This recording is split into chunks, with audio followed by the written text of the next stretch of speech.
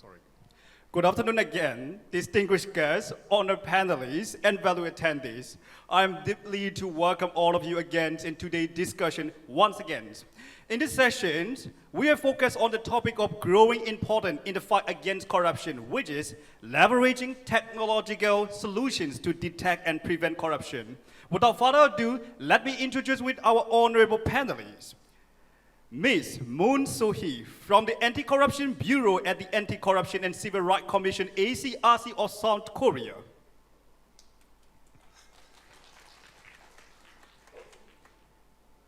Dr. Sri Laksana Koman, Vice Chair of the Foundation for Public Policy and Good Governance PPGG and a former advisor to Thailand National Anti-Corruption Commission NACC. Mr. Krishna Sinchor Rangsit, Director of the Master of Law program at Rangsit University's Faculty of Law.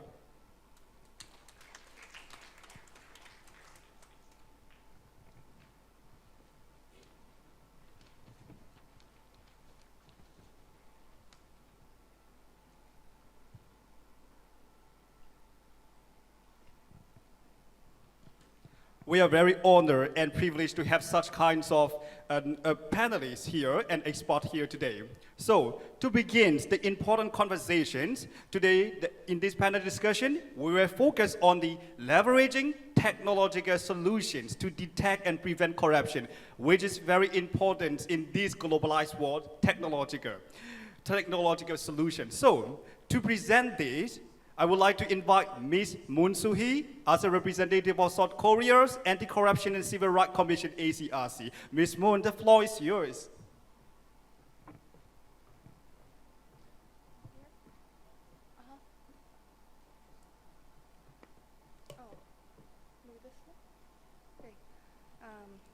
Good afternoon. I'm So-hee Moon, Deputy Director for General Anti-Corruption Policy Division of the Anti-Corruption and Civil Rights Commission of Korea. First of all, I'd like to share my sincere gratitude for inviting me to this great international anti-corruption conference held in this beautiful city of Bangkok. Personally, this is my first time being in here, and I wish I have more time to look around the city. Today, I'd like to introduce the Clean Portal System, a digital anti-corruption system of Korea, and share our experiences with it. I'm going to introduce the Clean Portal system focused on the objectives, major characteristics, and the lessons learned. First, the objectives to establish a digital anti-corruption system. We have three main objectives.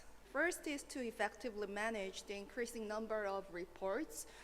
Second is to streamline the reporting process. Third is to minimize the administrative inefficiency. Let's take a look at the first objective. To effectively manage the increasing number of reportings. As the Korean government's central administrative body on the anti-corruption, the ACRC receives and handles corruption reports in public sector based on 6 laws and regulations as shown on the screen. As the scope of the report targets had expanded, there has been a need to establish a digital anti-corruption system to manage such reports and duties in an effective and systemic manner.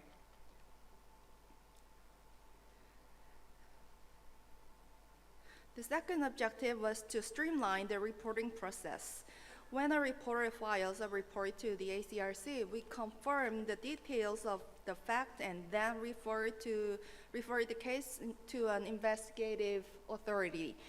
The agency conducts an investigation and then they answer back to the reporter with the result.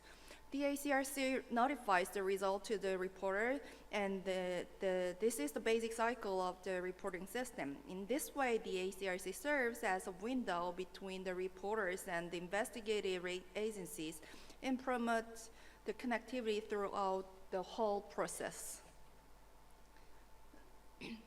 The third objective is to minimize administrative inefficiency. Before we build the Clean Portal system, There was no single window for corruption reporting. So in many cases, reporters made multiple reports to several different organizations, for example, to the police office, to prosecutor's office, local governments, and etc. As a result, same cases are handled in several different organizations, and this causes a lot of problems. From the government perspective, this was not only the waste of time and resources, but could also harm the confidence in the administration if the result of the same cases are different among the organizations. To resolve such problems, the ACRC has introduced the Clean Portal system, an integrated national digital anti-corruption system. Let's take a look at the unique characteristics of the Clean Portal system from different perspectives. From the reporter's perspective, the Clean Portal system has its merit in terms of accessibility and convenience. They can easily access to the reporting system more than ever. People just go to the Clean Portal and file a report to the ACRC or to other relevant organizations. They can learn the Reporter Protects program and reward programs that various relevant organizations provide, and also check the process in real-time basis so that they can know how their reports are handled. The second advantage of the Clean Portal system is the improved convenience. The ACRC utilized the accumulated data to develop services for the user's convenience. For example, we have newly added function, the guide for tailored documentation.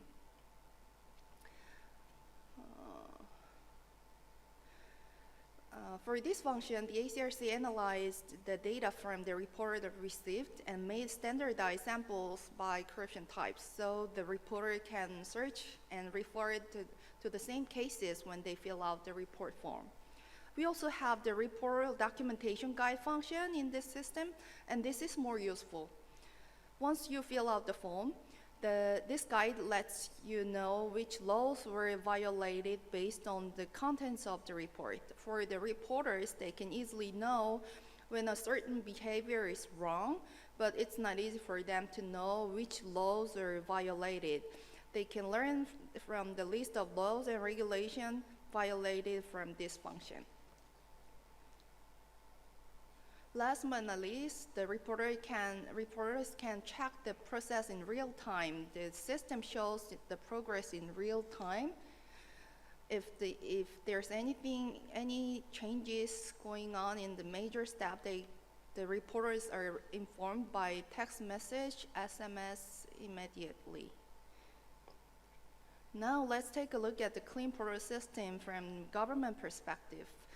With the Clean Portal system, the working efficiency has been increased in great degree through the connected service. It also has reduced the burden of cost and labor caused by the overlapping duties. Accumulating vast amount of data for various uses is a plus. First, as you can see from the screen, the entire process from reporting, referral of cases, and notification of the result is seamlessly connected. Next, as we have integrated the various reporting windows into a single one, the cost and labor caused by overlapping work has been reduced in great degree. All the government organizations use the single system for the corruption report. The Clean Portal system functions as a data center for anti-corruption related information. In the system, we have a function called the Clean Forum, and this serves as a platform that the public organizations to share all the integrity related information, such as anti-corruption guidelines, information of corrupt officers, and the result of integrity assessment of the public organizations. If you have any question on anything about the integrity of public organization, you can simply click the button and search here. Now, from the ACRC's perspective, the collected data can be analyzed and utilized as a basis for our policy feedback. You can find information about the real-time status of the number of reports, major reports keywords, and the statistical chart of the corruption reports by types of corruption. The ACRC plans to utilize these data to develop comprehensive plan for anti-corruption policies, guidelines for integrity, regulations, and institutional improvements for corruption prevention. We also plan to find vulnerable area in terms of corruption at the national level and conduct in-depth analysis on the causes. We publish and provide the analysis reports based on the data accumulated from the system to public organizations so that they can make improvement by themselves. Last but not least, I'm going to share some lessons that the ACRC has learned from developing and operating the clean portal system. The first lesson is that the system developers are not just technicians, but the system designers. So it's important that they should understand and familiarize with the relevant laws and regulations. Only then the communication with the officials in charge will be effective, and the unnecessary errors could be prevented in the development process. The second lesson is that the system should not be just online version of the offline procedure. It should be an upgraded version that removes inconvenience and enhances work efficiency dramatically. As for the Clean Portal system, it provides a seamless platform both for the ACRC and the public organizations in handling corruption cases. Third, you should not forget the best system is the one that can be used easily by the users. To develop user-friendly system, you should listen to various stakeholders and reflect their opinion from the initial stage of the development. Also, consistent maintenance is needed to resolve any difficulties.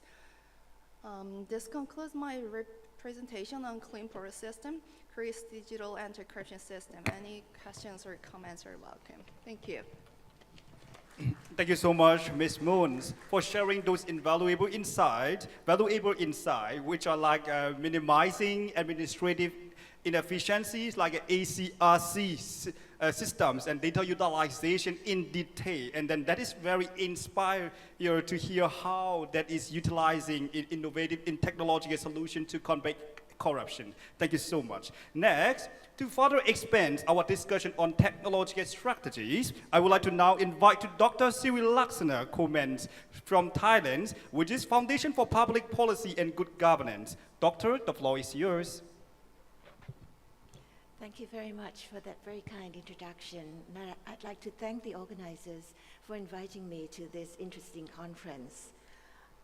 This is the topic of my presentation, using technology to serve anti-corruption and other society goals. Why other society goals? We've been talking about mobilizing stakeholders, involving the general public, that fighting corruption isn't just the problem to be solved by governments, but by every sector of society. But I found that once you go into society, you try to engage with people, you try to engage with communities in a country where corruption is pervasive.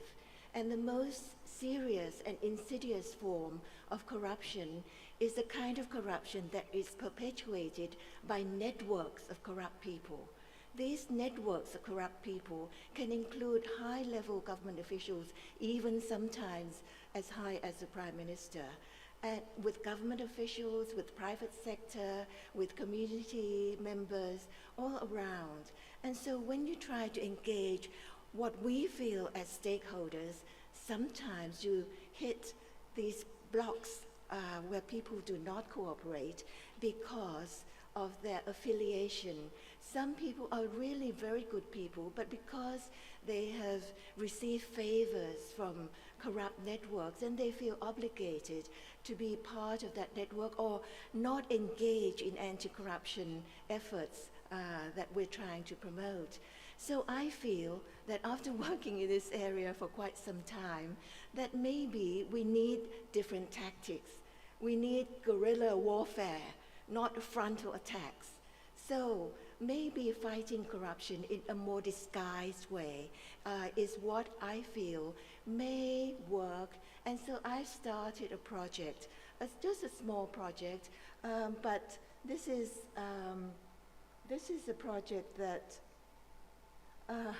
using technology, and the subtitle of my project is Forest Fire Prevention, two birds with one stone. Now you might ask, what does forest fires have to do with corruption? And I promise you, I will try to make that clear in a few minutes' time. When the World Economic Forum did a study of what the leaders around the world feel are the most important risks at the present time, they found that extreme weather and the consequences of that is the top risk that they feel is the most important. So because of that, I thought, corruption doesn't appear in here at all, but I assure you that corruption pervades in each of the category. Without corruption, these problems would not be as serious or would not even occur without corruption. And so, coming back to forest fires and extreme weather are very much connected. And if you look at Thailand, this is the satellite information from our agency. You can see here that in the north, the 9 northern provinces, you can see here that, is there a pointer here? Pointer, okay. We see here that just during the period from the 1st of January to the 31st of May, you can see here that the forest fires occurred in 7.8 million rai. Now, rai is a Thai measurement. 1 rai is about 0.16 hectares. So in that period alone, it's more than 1 million hectares of forest fires. So you can see how devastating this could be. But if you look at who is in charge of dealing with the country's forest fires, we have 2 agencies, the Department of National Parks and the Forestry Department. If you look at the manpower, I don't blame them one bit. If you look at the manpower, you can see that, they have a few thousand people working to control more than 1 million hectares in just 4 months. It's just impossible. And so if you look at this, and their mission is to control and prevent, whereas the project that I'm going to talk about is a project that can also predict using technology. So the official policy, because of the devastation that the forest fires can cause, the official policy is to prohibit burning. And so from February to April, they prohibit burning. If they catch anyone burning forest, they will issue arrest warrants and they will put them in jail or whatever. But during the prohibited period, we see from satellite data that the fires are occurring all over the place during the prohibited period.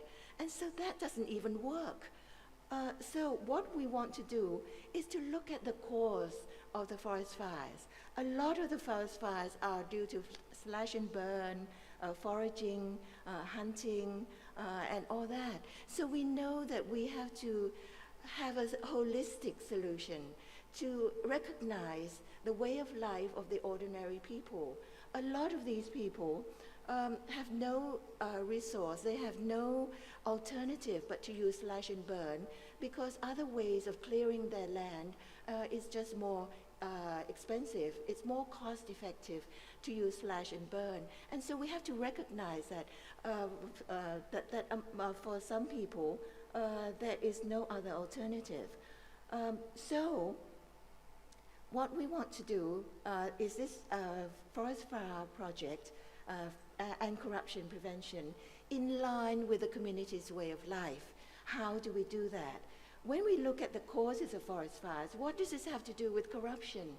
It has a lot to do with corruption, because if you look at the cause of forest fires that is classified as unknown, you will see that a great number of fires are due to unknown causes. And if you add other things like accidents or forest timber, illegal logging, that is all directly due to corruption. There is no way in which forest fires can occur to a large extent without complicity by government officials, or even perpetuated by corrupt government officials with their network of business people who want to downgrade the forest from reserve forest to damaged forest so that they can make use of that land to build their resorts and commercial interests once it's declassified. And so this has a lot to do with corruption. So our project consists of four components. One, this is the technology that we've developed, a sensor technology that we plant within the forest. The government weather stations are all in urban areas, in the big cities and in urban areas. What we do is to plant these sensors in the forest, and once we do that, the sensor will send the signal. I'll show you that it will send the signal before the fire occurs. So it detects the probability of a fire with 72% accuracy. We've done this in 2 provinces up north, in Tak and Lamphun. And currently this year we are working in Chiang Rai. Unfortunately, this year Chiang Rai has suffered a lot of devastation from the floods, and they really realize that that is due to the cutting of forests and the damage to the forest area that has caused so much problems. But what this is, it's very user-friendly, it's low cost. We've developed this low-cost sensor that we install, and once the signal, when the fire is about to occur, within 2 or 3 hours, it will send a signal directly to the iPhones, I'm sorry, I'm not part of the Apple organization, to the mobile phones of our community network. So these are the grassroots people on the ground. They will all be involved in helping to prevent forest fires. They will not, some of them may not be involved in preventing corruption. But once, because of their love for their town, their village, they will participate in this project. The signal will come to their mobile phones. They don't have to go and look for anything. Almost everyone in Thailand, no matter what your income level, has a mobile phone. And so we are able to galvanize the energy of the local people, mobilize local networks to help in this. The second part is that some of the villagers are agricultural landowners who, as I said, engage in slash and burn. So if they, for the moment, the short-term solution is to help them to construct fire breaks to prevent the spread of fires. They don't want to burn up the forest, but they don't have the technology to stop the spread. And so what we do is also help them to construct the fire breaks, and we get a lot of cooperation from the local people. The third part is alternative cultivation. Instead of growing corn and maize, which requires yearly burning of the land to make way for next season's crops, we introduce other things. I forgot to bring a sample of our coffee that is grown in those areas. And so when they have other alternative sources of income, then they would reduce or even stop burning forest fires. And the final one is fire investigation. Once we are, as everyone working in anti-corruption knows, if we can investigate corruption or forest fires in this case very accurately using scientific methods and data, then the deterrent would be there. As I think Ajahn Prasit said, that it's the probability of getting caught. I mean, if we have the data that shows that they were the ones who committed the crime, who started the fires, then that would act as a deterrent as well. So this is a sensor installation. I'll just have a few photos to show you what it looks like. This is what happens. We use the internet. We have different kinds of sensors. Where we have both electricity and the internet, then the sensor would be very simple. It will be just one thing. If there is no electricity, we use solar panels. So we have to construct, I'll show you pictures of the construction of the solar panels. That's me, if you can see, during the process of constructing, putting the sensors up in these areas. And so these the parts of the equipment, and it will send, we have to have circuit breakers if we have solar panels to prevent, and also ground rods to prevent lightning from hitting our solar panels and so on. So these are the components very quickly of our sensor equipment. And this is, this is a data that gets sent to the phones, the mobile phones of our network. So it involves the government officials in charge as well. So they get, because they have the equipment to go in and put out the fires before it spreads, as well as our network of people. And it can be monitored remotely.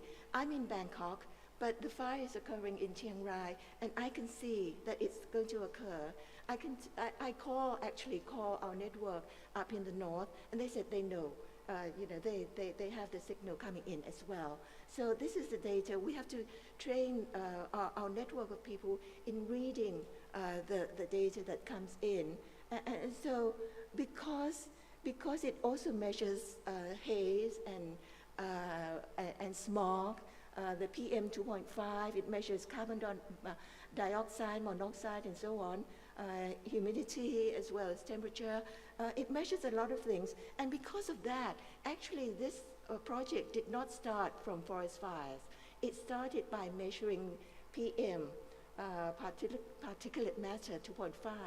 And then we found, using our tree model, that if the PM is less than 121, the fire would not occur. But if it is higher than 121, plus the carbon monoxide is at a certain level, then the fire burn would happen with an accuracy of 72%, which is not 100%, but it does help.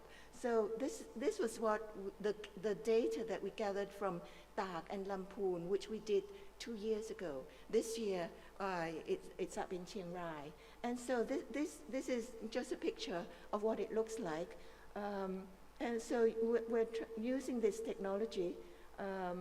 These are just villagers, volunteers, who come to help doing this. And with all this information, and I'll go through this very quickly. And our Prime Minister this morning was talking about ChatGPT.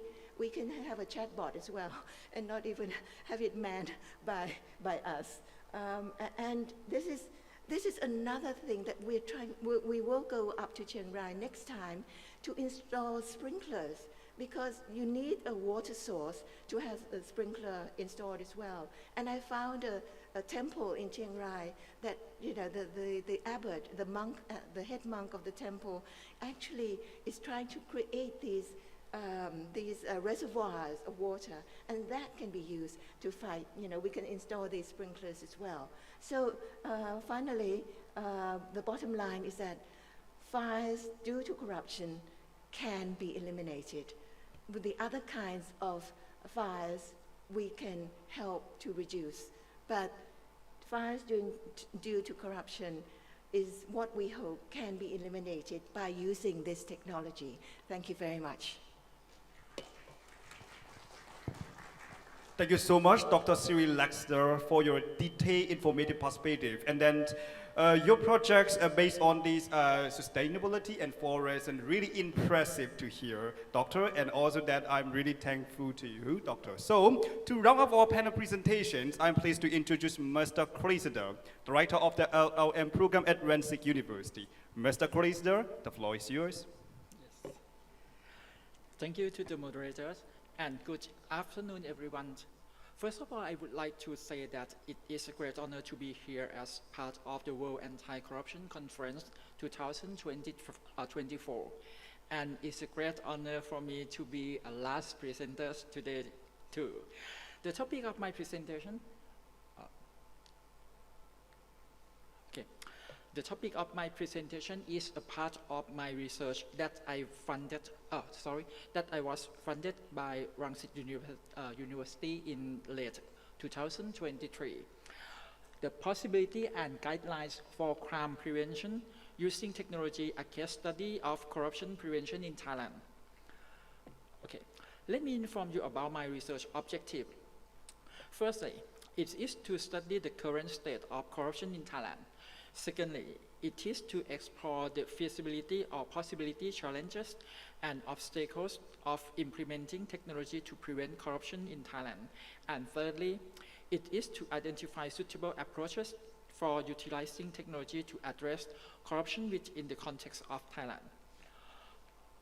My research methodology is a mixed method approach. The quantitative data was collected through an online questionnaire from 219 participants. The qualitative data was collected using purposive sampling from 12 key informants with relevant involvement, knowledge, or expertise in suitable approaches, and the possibility of using technology to prevent corruption in Thailand. Now, I'm going to talk about the research result. This slide shows the number of the percentage. Oh, I'm very sorry, the alphabet is quite difficult to read. Okay. This slide shows the number of the percentage of corruption cases in Thailand involving the payment or offering the gift to officials in government or private agencies for specific purpose. Most participants state that they never pay or offer gifts. However, some participants admitted doing so, primarily to avoid paying fines such as traffic tickets, which is the most common reason at 3.7. I think my slide is not cover all of my information. I'm very sorry. And then, if we look at the complaint or legal action filed against bribery by government official or private employees, we can see that 96.3% of respondents said they never filed a complaint. Only 3.7% have. There are three main reasons for not filing. The first is the belief that complaining would be a waste of time because no one would care. This was chosen by 31.1% of respondents. The same percentage also said that they know who to complain, but it is hard to access the right channels. The second reason is fear of negative consequence, with 30.1% give this answer. You can see that the number of the waste of time and the number of the respondents that answer in my research is negative. Fear of negative consequence is very near. Okay. On the next slide, I will show you the channel. The people used to file complaints. For this question, respondent could pick more than one option. The most popular choice was filing complaint with the police, chosen by 69.2%. The second most common way was using online platform to share videos or raise awareness at 33.1%. The third most popular options were filing complaints with anti-corruption agency and the media, both at 15.4%. Now, okay, Let's look at the outcome after people file complaint or report about public official or private employees asking for bribe. The top 3 responses are: first, 37.5% said they never got any feedback about their complaint. Second, 31.3% said there was an internal investigation, but they were told no further action was needed. And third, 18.8% said that they received regular updates about the investigation's progress. Now, let me share you about the qualitative result on how technology can help prevention corruption. The first key finding is about using technology to reduce corruption. By implementing QR code for payment of fees, we can increase transparency and make it easy to track transactions between citizens or between citizens and organizations. Also, using blockchain technology for transactions at the agency or organizational level can be really beneficial.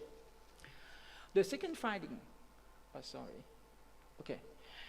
The second finding focuses on using technology to fight corruption. This means that apps or websites can be great platform for reporting corruption or suspicious activities. However, the result indicated that this app or website needs to be user-friendly. My result is consistent with, so he writes, user-friendly. Okay. Especially for different groups of people, like the elderly or those who aren't very tech-savvy. Also, protecting personal data and ensuring the privacy of whistleblowers should be a top priorities. Okay, now, let's talk about the problems and obstacles in using technology to prevent corruption in Thailand. One major issue is the outdated legal framework. Thai law, especially those about processing complaints and investigating corruption, still depend on traditional practices that have been around for a long time. For instance, the face-to-face investigation method requires both the person making the accusation and the accused to travel to give their testimonies. Moreover, requiring whistleblowers to share sensitive personal information, like their names or addresses, can make them feel insecure or uncomfortable about reporting corruption. The second issue is the lack of coordinating among agencies that are involved in preventing corruption. Technologies like AI can be really effective in tracking corruption, but they need a lot of data, aka or also known as big data, from collaborative effort. However, research shows that government agencies in Thailand tend to work independently and only share information within their own departments. This makes it hard to create a central database and limits how effective technology can be used to prevent corruption. The third issue is that many officials involved in preventing corruption lack knowledge and have negative attitude toward technology. They often don't understand complex technology, which lead to inefficient use. Collecting a big data that's essential for these technologies can be time-consuming and require a lot of manpower, which many see as a burden. Moreover, gathering this data might reveal past corruption, putting those involved at risk of penalties. On top of that, increased scrutiny for future activities could discourage officials and agencies from cooperating. The final issue of my presentation focused on appropriate approaches for implementing technology to tackle corruption in Thailand. These include 3 key points. The first is strategies for engaging citizens in corruption oversight using current communication technology. By using technology, we can boost public involvement through centralized apps or websites where people can easily report complaints. However, we face challenges like complicated reported processes and the requirement to share personal information, which can make people hesitant to participate, especially when powerful individuals are involved in the corruption. Additionally, when internal investigation don't provide enough feedback to those who complain, it can lead to a lack of public interest. To tackle these issues, we should create user-friendly platforms like social media and popular apps that cater to all demographics. It's also crucial to focus on protecting personal data and providing regular updates on investigations. By doing this, we can build trust, encourage more people to get involved, and strengthen citizen oversight, which is essential for reducing corruption in Thailand society. Oh, sorry. The second is using technology as the main way to pay for service, fines, and fees. Promoting financial technology like bank apps as the primary method for payment in Thailand can be a powerful tool in the fight against corruption. As our society moves towards cashless system, these apps make transactions more convenient and secure.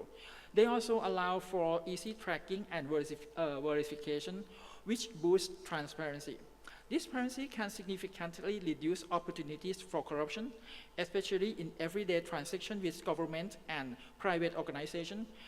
By encouraging the use of this technology, we not only simplify the payment process, but also enhance the accountability and oversight in financial dealing.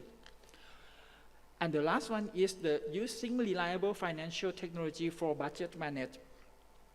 The final strategy for use the technology to fight corruption in Thailand is to implement reliability financial technologies like blockchain and cryptocurrency for managing large budgets, including the national budgets and the budgets of major private organizations. These technologies act as public data storage system and work as decentralized ledgers, removing the need for middlemen in data management. However, it is important to note that blockchain technology is still relatively new and can be quite complex, which might make it hard for the average person to grasp. Therefore, it may not be suitable for all types of financial transactions. Instead, we should focus its use on managing large-scale budget activities, like handling the national budgets and distributing funds to ministries, departments, or government organizations. This targeted approach can improve transparency and make it easy to track and audit financial transactions within this entity. Thank you very much for your attention. Thank you. Thank you very much, Mr. Christers, for those insightful remarks. And then project about the, Mr. has mentioned about the detail about the research project and also about the blockchain and then also reliable financial mechanism that we have to consider while we are thinking about the technological tools in combating corruption. So thank you so much. Thank you so much. Thank you so much, panelists. And then from Ms. Moon, we have heard about the ACRC model, and also from our Honorable Dr. Sri Laksner, we have heard about the efficiency of technology in not only in AI, not only in combating corruption, but also in many sustainable ways. And also from our Mr. Christopher, we have heard about the blockchains or reliable financial technologies to combat corruption. So thank you so much, panelists. Now, without further ado, I would like to open Q&A floor to our honorable audience. So at this time, there is a great opportunity for our honorable audience to ask a question. Due to the time limitations, we will invite the questioner for only just one question. So if you have questions and if you want to need for the clarification, you can just rise up and ask our specific panelists. So thank you so much. And then I would like to request the volunteer to hand over the microphone to our questioners. So if you have a question, may I kindly request to rise up. Thank you so much.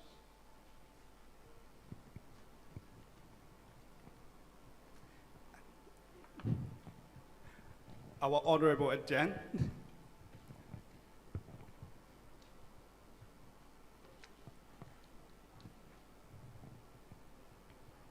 I have only one question to the panelists. Anyone can answer this question.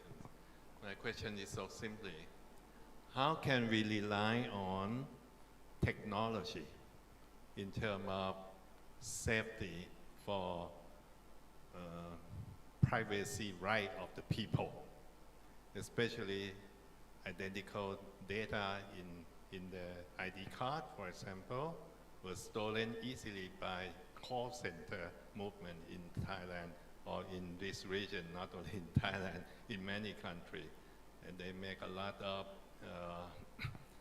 big problem in terms of transfer money from the account of customer of the bank into the hand of the gambler, into the hand of the criminals.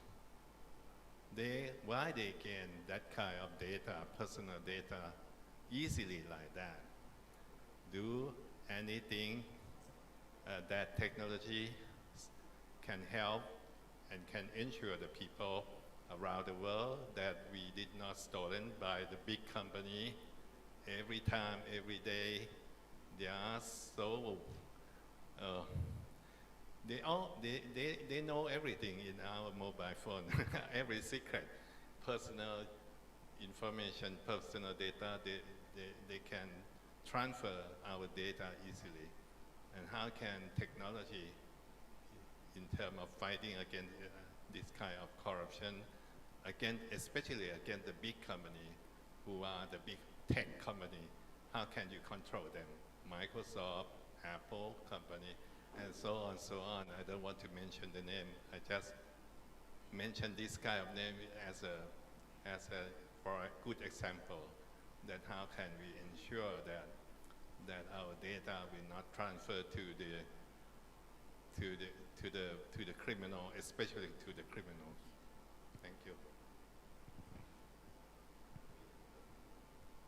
Thank you so much, sir, for the questions. And then, based on the sir mentioned about the question will be, there is a critical problem that we have faced recently because we are relying too much on technology. On the other hand, there will be also many privacy issues that can happen. If we rely too much on technology for combating corruption, there will also be many privacy attacking issues or some kinds of this. So to tackle these solutions, how can we rely and how can we find better solution to rely on the technology to combat corruption? So Ms. Poon, may I invite you? Thank you, and that's a great question. I mean, as I mentioned in my presentation, as my colleague from the panelists from the Rangsit University, Mr. Krista mentioned too during his presentation, the protecting the personal information issue is one of the key issues in terms of handling corruption problems with the technical information and communication technology. Well, unfortunately, I'm not a technical staff, so I don't have any technical solution for the problem, but I can share my experience as an investigator. I used to be an investigator for corruption cases, and as an investigator, once you get the report, I can see the contents of reports, but not necessarily I can see the information of the reporter. I mean, sometimes I need to see and check the personal information of the reporter to deal with the case, but sometimes I don't need to do that. So I can choose to see and check the personal information or not. And if I decide to see the personal information of the reporter, I can go and click a button, and this new screen pops up saying that, are you sure you want to see the personal information of the reporter? And if you do so, you may have records on the system. So if I go yes, I can see the personal information of the reporter. That means all the public officials related to handling the corruption cases who have access to the personal information of the reporter is recorded. I mean, they can always track down the list of public officials who has access to the public, to the personal information of the report. So yes, And this way, we can lessen the chance of leak of information of the reporter. And I believe the ICT have lots of side effects, but mainly they have the system we use for the corruption system contribute the protection of the reporter a lot more than ever, I believe. Thank you. Thank you so much, Ms. Moon, for your insightful answer. Thank you so much. So, Mr. Chrysler, is there anything to add up to these questions? How can we rely and ensure the technology perspective? Yes. Okay, thank you. For my question the question from my professor is quite difficult to answer. But in my opinion, I think the first time that I think not need to use the not need to inform the real name. Maybe the better way to protect the privacy of informant. To protect the privacy. But I think it's quite really hard to use this way. Then I think that in my opinion, we must use the technology that can trust the people to ensure that if they inform about the corruption that occur in Thailand, they will be protected, their information, their personal information from the technology or from the official who involved in the complaint. Yes. So, thank you so much, Mr. Chrysler. And then, is it important to consolidate our policy for data, right? And also, we have to ensure the systematic approach for this technological perspective, because it's really critical for this. When we combat the corruption, we can also happen a lot of technological issues. That's why systematic approach with consolidating good policy will be answer based on our panelists' answer. So, to end our panel discussions. The final question that I would like to ask to our Dr. Siri Laxner is, how can artificial intelligence help in the detections of corruption practice? Yes, thank you very much for the question. The question is, how can technology help in the detection of corruption? One of the things that we tried to do at the NACC in Thailand many years ago, what I tried to promote was the NACC has a lot of data on cases. But at that time, anyway, I don't know what's happening at this time, but at that time, each case was a standalone. Each defendant in each case, the crimes and the details of the case were quite separate from everything else. It wasn't able to search. And as I mentioned before, one of the most serious kinds of corruption that is the most difficult to fight against is the corruption that is perpetuated by groups of influential people. They're not all influential people, but some people in the group are those who are strategically placed, either in procurement or in business or somewhere else. And sometimes they need also grassroots people to come and protest. If they are accused of some crime, then they will mobilize these grassroots people to come and protest against the prosecution. So lots of people, lots of different kinds of people with different expertise in their network. Now, the important thing, and very often they use nominees. So the important thing is that their networks is never done between strangers. If these cases can be connected, we can use AI to find the connection. Suppose 10 people are accused in one case, 15 people are accused in another case. Are there people in common? Then we know that these people must be in the same network. And if people cannot do that very effectively. So we need artificial intelligence to look for those connections. And in that way, prosecution, detection would be much more efficient and would be more timely And that would serve as a deterrence, because if they're not afraid of being detected or not afraid of being prosecuted, then corruption will be pervasive. Thank you so much, Dr. Sri Laksana. And then we have to use this technological tool for collaborations and networking to combat corruptions. And then I'm really, I'm really thankful to Dr. Sri Laksana for this insightful answer. So, in today's discussions, we have explored how technological solutions can be effectively leveraged to combat corruptions. The examples and recommendations provided by our panelists have emphasized the importance of adopting the innovation while adapting them to meet the specific needs of different regions. So I would like to express my deepest appreciation to our esteemed panelists, Ms. Moon Sohee, Dr. Sri Laksana Comment, and Master Cressida. Thank you so much. And also that to our valued audience, thank you very much for your participations. Together, let's continue to advocate for stronger anti-corruption measure and judicial independence in our individual country. Thank you once again, and I wish you a productive and insightful day ahead. Thank you so much for your attention. Thank you.